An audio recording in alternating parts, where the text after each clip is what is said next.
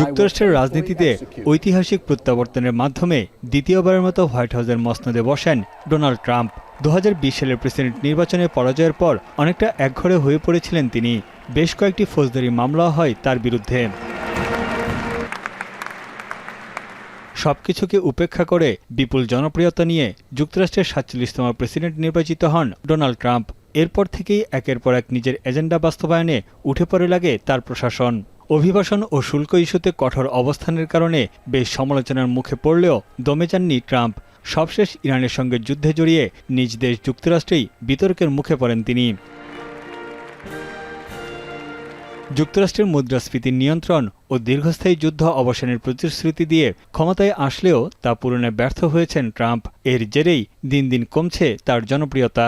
চলতি সপ্তাহে রয়টার্স ইপসোসের জরিপ অনুযায়ী প্রেসিডেন্টের মেয়াদকালীন তার জনপ্রিয়তার সর্বনিম্ন পর্যায়ে 33% নেমে এসেছে।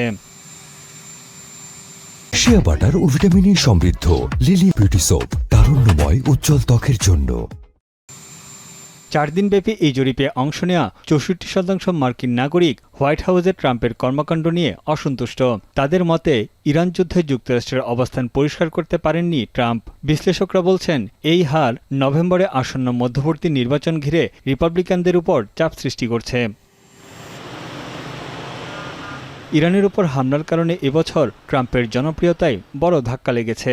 রয়টার্স ইপসোসের জরিপ বলছে প্রতি 5 জনের একজন আমেরিকান ইরান যুদ্ধকে সার্থক মনে করেন। তবে ইরানের সঙ্গে এই যুদ্ধ দীর্ঘকাল ধরে চলবে বলে মত দিয়েছেন প্রায় 80% মার্কিন জনগণ। কয়েক সপ্তাহের মধ্যেই যুদ্ধের অবসান দেখছেন মাত্র 16% নাগরিক। এদিকে ফিনান্সিয়াল টাইমসের সাম্প্রতিক এক জরিপে দেখা যায় ট্রাম্প দায়িত্ব গ্রহণের পর থেকে আর্থিক অবস্থা আরও খারাপ হয়েছে বলে মত দিয়েছে 53% মার্কিন নাগরিক। মাত্র 21% বলছে যে তাদের অবস্থা আরও ভালো হয়েছে। তবে বেশিরভাগ নাগরিকদের মতে মার্কিন অর্থনীতি ভুল পথে এগোচ্ছে। বিভিন্ন জরিপের তথ্য বলছে যুক্তরাষ্ট্রের ভালো অর্থনীতির জন্য নাগরিকরা রিপাবলিকানদের চেয়ে ডেমোক্রেটদের উপরই বেশি ভরসা রাখেন। জীবনযাত্রার ব্যয় কমানোর ক্ষেত্রেও ডেমোক্রেটরাই প্রথম পছন্দ মার্কিনদের। তানভীর চনি, এখন বিশ্ব।